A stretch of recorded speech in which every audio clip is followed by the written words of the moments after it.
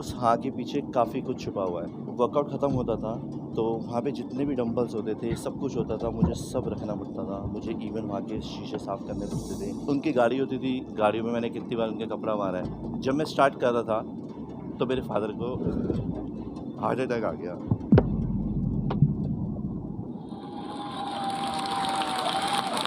नमस्ते, मेरा नाम हर्षित पांडे है और मैं एक प्रोफ़ेशनल बॉडी बिल्डर हूँ। इस लेवल तक आने के लिए मैंने जितना कुछ किया, मैं आप लोगों के साथ अपना एक्सपीरियंस शेयर करना चाहता हूँ। मैं 12th क्लास में पढ़ता था और मेरा वेट था 42 केजी। इसलिए था क्योंकि मुझे अल्सर जैसी बीमारी थी। 5.5 सेंटीमीटर्स के 3 अल्सर्स मेरे पैनक्रियाज़ के पास थे। तो जैसे-जैसे टाइम पास आता गया, मैंने अपने एग्ज़ाम्स क्लियर करे। एग्ज़ाम्स क्लियर करने के बाद जब मैंने कॉलेज में एंट्री ली, तो वहाँ जाकर मैंने देखा कि एक वीक बंदा कैसा होता है और एक हेल्दी बंदा कैसे होता है। हेल्दी और वीक में बहुत फ़र्क होता है। अगर हेल्दी कुछ भी पहनता है तो लगता है हाँ कि उसने कुछ पहना है, और एक वीक बंदा जो होता है उसको सब टोंट करते हैं। तो कहीं न कहीं ना मेरे मन में वो बात थी कि यार मतलब मैं इतना सब कुछ खाता हूँ और मेरे को कुछ भी डाइजेस्ट नहीं होता है। मेरा एक फ्रेंड था अनिल, उसने मुझे सजेस्ट किया कि तुझे जिम स्टार्ट करना चाहिए। तो जिम जाने के लिए जब मैंने देखा कि हाँ, मतलब अंदर अगर आप जाते हो तो आपको फ़ीस पे करना पड़ता है, उसके बाद ही आप कुछ कर सकते हो। मेरा जो फैमिली बैकग्राउंड था, मेरे फादर एक प्राइवेट स्कूल में क्लर्क है और मदर हाउस मेकर है, एक छोटी सिस्टर है। तो मैं अफ़ोर्ड नहीं कर सकता था 500 रुपये जो जिम की फ़ीस थी उस टाइम पे। तो मेरे कोच हुआ करते थे वीर भोई जी, जो हैं आज। मैं गया, मैंने उनसे बात की। पहले तो शर्म आई कि मैं कैसे बात करूँ, लेकिन जब गया, थोड़ी देर खड़ा रहा, उन्होंने पास बुलाया, पूछा, तो मैंने सारी स्टोरी बताई कि ऐसे-ऐसे था, ये सब था। तो उन्होंने भी एक भावपूर्ण अपना सर ऐसे हिलाया और कहा, "ठीक है, तू आ जा।" लेकिन मुझे नहीं पता था कि उस हाँ के पीछे काफ़ी कुछ छुपा हुआ है। मैं वर्कआउट करने जाता था, वो मुझे थोड़ा बहुत गाइड करते थे कि ऐसा करना है, ये करना है, ये सब करना है। होता क्या था, जब वर्कआउट ख़त्म होता था, तो वहाँ पे जितने भी डंबल्स होते थे, सब कुछ होता था, मुझे सब रखना पड़ता था। मुझे इवन वहाँ के शीशे साफ़ करने पड़ते थे।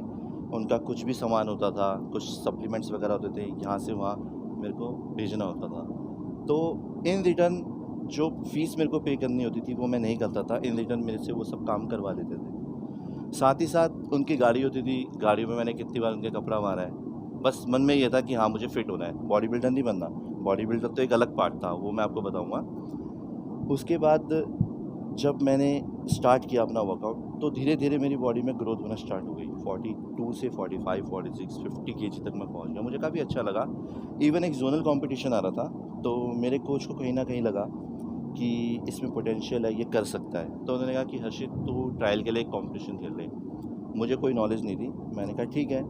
मैं गया, स्टेज पे चढ़ा और कह सकते हो स्केलेटन अच्छा था या कुछ भी अच्छा था। उस ज़ोनल कॉम्पिटिशन में मेरा गोल्ड मेडल आया। तो मुझे मतलब काफ़ी अच्छा लगा कि लाइक मैंने थोड़ा बहुत वर्कआउट किया और यहाँ आने के बाद मेरा एक गोल्ड मेडल ज़ोनल लेवल पे मुझे मिला है। तो बहुत खुशी हुई इस बात की। फिर मैंने अगला जो मेरा टारगेट था, वो था वाईएमसीए, जो कि एक स्टेट लेवल से ऊपर होता है। उस प्रैक्टिस के लिए जब मैं करने जा रहा था, तो मेरे कोच ने मुझे बुलाया, कहा, "हर्षित, ये जो लेवल है ना, इसमें काफ़ी कुछ आपको ऐड करना पड़ेगा।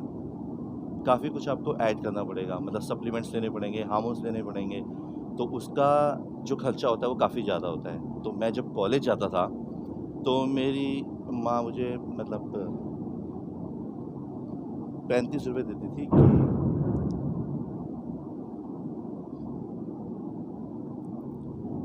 कि तू जा। और तो वो जो ₹35 थे ना, वो एक डाइट थी मेरी।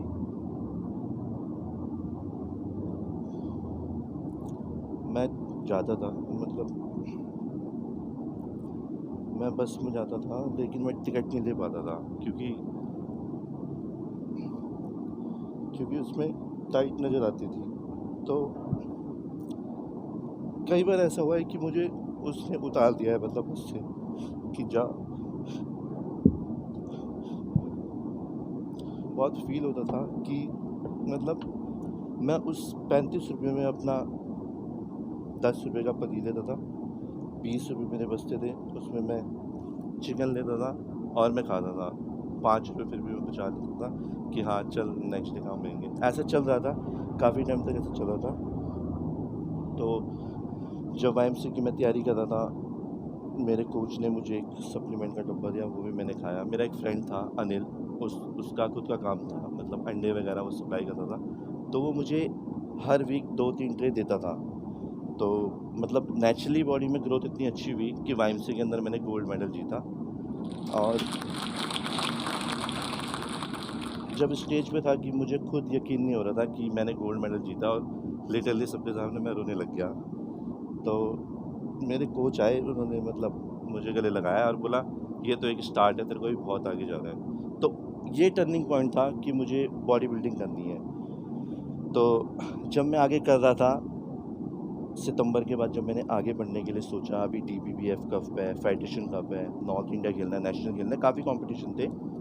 लेकिन जब मैं स्टार्ट कर रहा था तो मेरे फादर को हार्ट अटैक आ गया। काफ़ी मतलब बहुत बेकार टाइम था वो। तो मैंने गेम ज्योति पर ड्रॉप करी। मैंने 6-7 महीने गेम करी नहीं। तो फिर मेरे कोच ने मुझे बुलाया कि तू आ, प्रैक्टिस कर, हम देखते हैं क्या हो सकता है। कर रहा था, धीरे धीरे प्रैक्टिस करी, करता रहा। कंपटीशन आया फेडरेशन कप, उसकी प्रिपरेशन करी। उस फेडरेशन कप में मैंने गोल्ड मेडल जीता।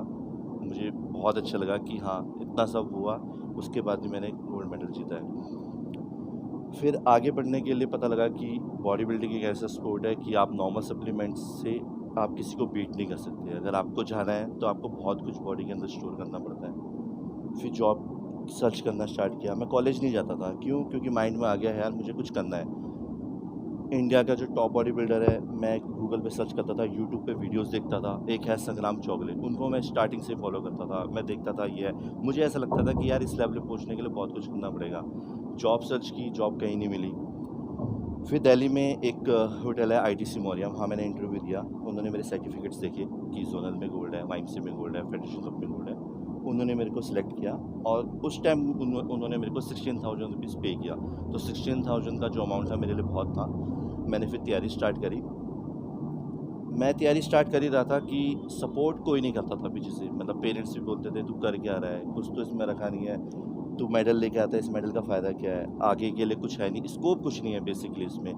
तो मेरे फादर को तो ये गेम बिल्कुल पसंद ही नहीं थी, लेकिन मैं चुपके फिर भी करता था। तो काफ़ी मेडल्स मैंने जीते। एक कंपटीशन था जब मैं तैयारी कर रहा था नॉर्थ इंडिया की, तो मम्मी ने कहा कि कहीं ना कहीं ये कुछ कर रहा है। तो मेरी मदर, मेरे मामा जी, मेरी सिस्टर और वो मेरे पापा को भी लेके आए उस कंपटीशन में। नॉर्थ इंडिया कंपटीशन था, द्वारका के अंदर था। डेट थी 9 अक्टूबर 2016। मैं स्टेज पे था, कंडीशन काफ़ी अच्छी थी बॉडी की। लेकिन जब मैं पहले राउंड में बाहर हुआ तो इवन मुझे खुद रोना आ गया कि मतलब आज तक जो मैं ये सब कर रहा था, मतलब पेरेंट्स सही कह रहे थे कि तू कर क्या रहा है। मैं बाहर हो गया, मुझे बहुत बुरा लगा। मैं बैक स्टेज किया, बहुत अजीब सा लगा कि करूँगा। लेकिन जब मेरी नेक्स्ट कैटेगरी आई बॉडी बिल्डिंग की, तो बॉडी बिल्डिंग की कैटेगरी में मेरा अपने वेट कैटेगरी में गोल्ड मेडल था। तो मुझे ये बहुत अच्छा लगा कि हाँ यार, मतलब जो मैं कर रहा था, जिस चीज़ के लिए मुझे अच्छा लगा। फिर एक ओवरऑल टाइटल होता है, उसमें करीब 300 प्लस बॉडी बिल्डर्स थे। वो ओवरऑल टाइटल मैंने जीता नॉर्थ इंडिया का 2016 में।